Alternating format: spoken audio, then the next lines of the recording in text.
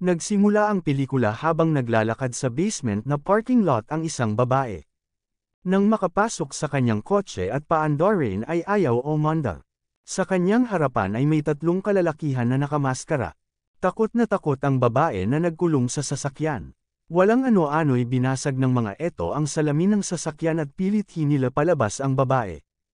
Pinahiga nila sa semento ang babae at akmang gagahasain ng matigilan ang mga kawatan, sa hindi kalayuan ay nakatayo naman ang isang lalaki. Nang tanungin nila kung sino siya ay sumagot ang lalaki na siya si Kamatayan. Iniumang nito ang kanyang baril at pinutukan ang mga kawatan. Pinagbabaril niya ang mga eto hanggang mapatay ang tatlong masasamang loob. Samantala, dinalaw ni Erica sa kanyang opisina si Paul Kershaw. Si Paul na bumalik sa New York makalipas ng 9 na taon na pamamalagi sa California. Siya na tinaguri ang vigilante sa New York noon. Habang nag-uusap sina Paul at Erica ay tumawag ang nanay ni Erica na si Karen. Siya ay mamamahayag ng isang pahayagan at bagong kasintahan ni Paul. Nag-aaya ito ng hapunan sa kanilang bahay na pinaunlakan naman niya. Sa bahay ni Karen, panauhin niya si Paul. Sinundo naman ng kanyang kasintahan na si Randy si Erica para sa isang pamamasyal. Bago sila umalis ay nasilip sila ni Paul na humihit-hit ng droga sa sasakyan. Sa pasyalan, ipinakilala ni Randy si Erica sa mga kaibigan niyang sina Jojo at Jessie. Mga tulak ng droga. Palihim na binigyan ni Jojo si Erica ng droga at sinabing huwag sabihin sa kasintahan. Sa bahay, masayang nagkukwentuhan habang hinihintay ni Paul at Karen si Erica. Tumunog ang telepono at nang sagutin ito ni Karen ay natigilan siya at napamura. Sa ospital, nadatnan nila si Randy. Tinanong ni Erica kung anong nangyari pero ang doktor ang sumagot. Sinabi niyang nasobrahan si Erica sa paggamit ng cocaine. Bagay na hindi matanggap ni Karen sa pag-aakalang hindi gumagamit ng droga ang kanyang anak. Sa loob ng emergency room ay walang malay si Erica na iniiksaman ng mga nurse at doktor. Ilang saglit lang ay lumabas ang doktor at sinabing ginawa nila ang lahat. Bagay na ikinaiyak ni Karen. Samantala, sinubaybayan ni Paul si Randy. Sinundan niya hanggang sa pasyalan na pinuntahan nila ni Erica. Sinita nito si Jojo na nagbigay kay Erica ng droga. Nagtalo ang dalawa hanggang sa pumasok sila sa isang silid palaruan. Sinabi ni Randy na isusumbong niya si Jojo sa pulis at sabihin lahat ang nalalaman nito tungkol sa gawain niya. Bagay na ikinagalit ni Jojo at sinaksak si Randy. Nakita ito ng humabol na si Paul at binaril siya ni Jojo. Tumakbo siya kasunod si Paul na gumanti ng putok at natamaan si Jojo. Nahulog ito at nakuryente pa. Dumating naman ang mga pulis sa pangunguna ni na Detective Reiner at Nozaki. Ayon sa kanilang investigasyon, kasamang niyang tulak sa droga ang nakabarilan ni Jojo. Sabi naman ng isang testigo, hindi niya namukhaan ang bumaril pero asul na kotseng nagtatapos sa 226 ang plaka ng sasakyan nito. Pumasok sa kanyang bahay si Paul at nakita ang isang sulat sa kanyang garahe. Ang mensahe ay kilala kita. Pagkabasa niya ay tumunog din ang kanyang telepono. Sinabi sa kabilang linya kung nabasa niya ang mensahe dahil gusto nitong makausap siya ng personal. Kung tatanggi si Paul ay isisiwalat nito lahat ng nalalaman niya tungkol kay Paul. Sa labas ay may isang kotse na susando sa kanya. Walang nagawa si Paul kundi sumunod. Nagpunta sila sa isang magarang bahay kung saan naghihintay ang nagpakilalang Nathan White. Binati niya si Paul bilang ginoong vigilante. Sinabi nitong kailangan nilang magtulungan ni Paul. Alam niya ang lahat sa pagkatao nito, kasama ang pagpatay kay Jojo. Ipinagtapat ni Nathan na 3 taon ang nakalilipas nang mamatay ang kanyang anak dahil sa droga.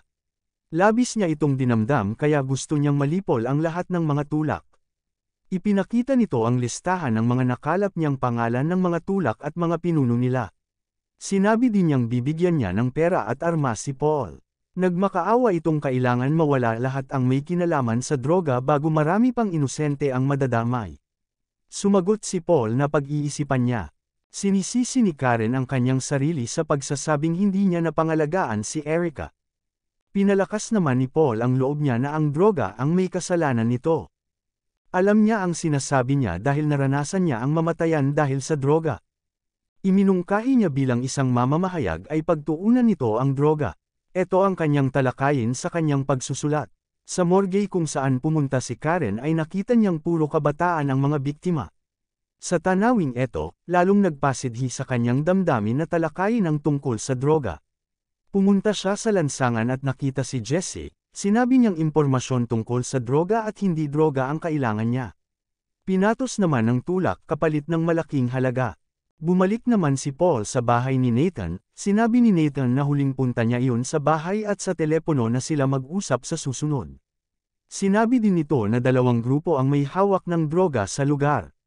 Si Ed Zacarias at ang magkapatid na Jack at Tonyo Romero. Si Jojo na napatay nito ay tao ni Ed.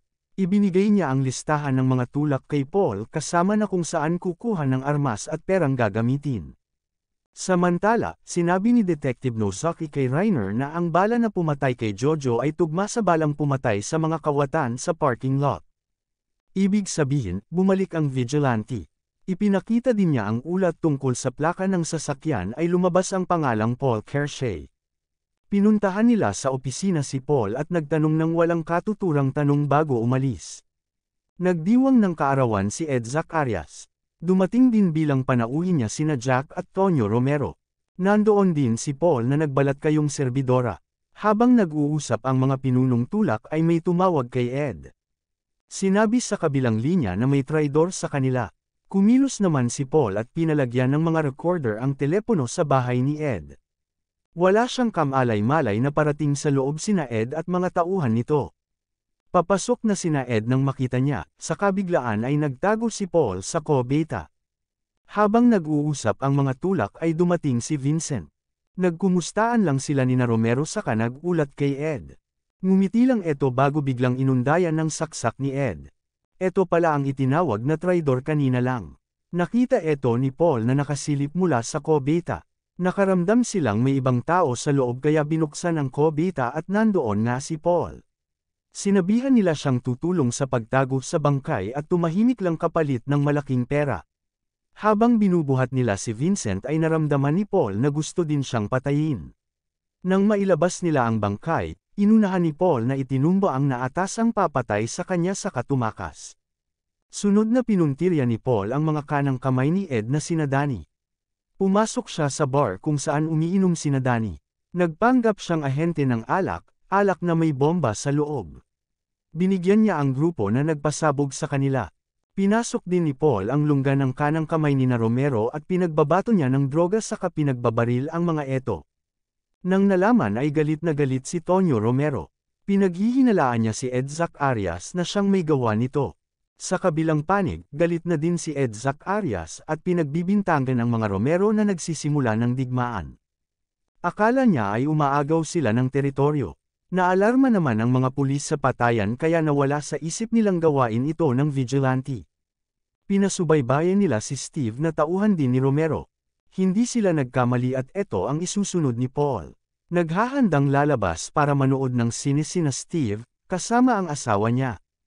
Hinihintay naman ni Paul na makaalis ang mag-asawa saka pumasok sa kwarto nila at naglagay ng recorder sa telepono ng mga eto.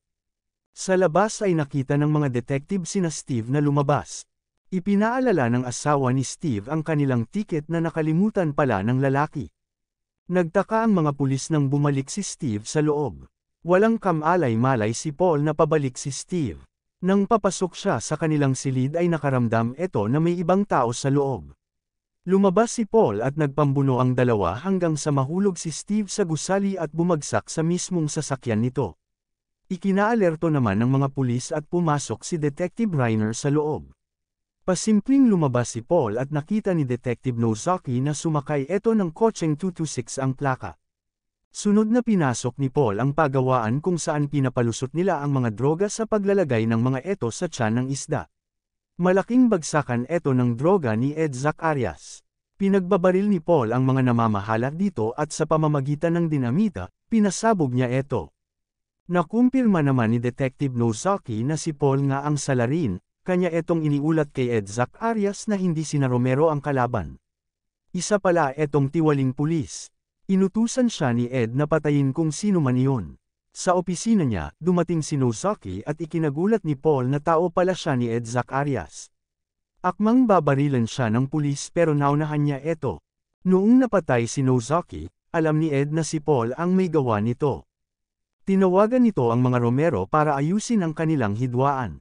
Napagtanto niya na pinag-aaway lang sila ni Paul. Pinapakinggan ito ni Paul mula sa recorder na inilagay niya sa telepono nila. Napagkasundoan ng dalawang pangkat na magkita sa isang lugar.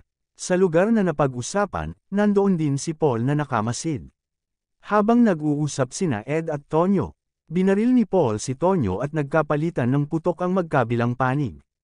Unti-unti silang nagkaubusan hanggang sa si Ed ang natira at siya ay tinapos ni Paul. Natuwa naman si Nathan White sa mga nangyari at sinabihan niya si Paul na magkita sila sa isang lugar. Nang dumating si Paul, nagtaka siya at wala si Nathan. Sabi ng driver niya na hintayin saglit at pumasok si Paul sa kotse nila.